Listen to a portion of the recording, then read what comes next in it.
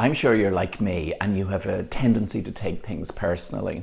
And that's something we do naturally when we're emotional people, and as all human beings, we are emotional beings. And we tend to take things personally when we care, when we're emotionally invested.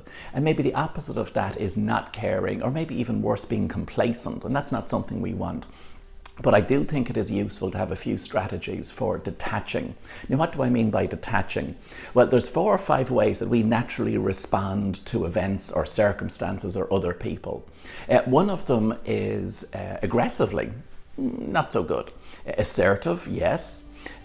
We can also do passive. Passive is where we wish we had said something, but we didn't. And it often comes out aggressively in a different environment, sometimes at home. But another way that we can respond is detachment. And detachment is that old phrase of water off a duck's back. It's not that we're numbing ourselves to the situation, but we're just able to take a step back and view it in a more rational way.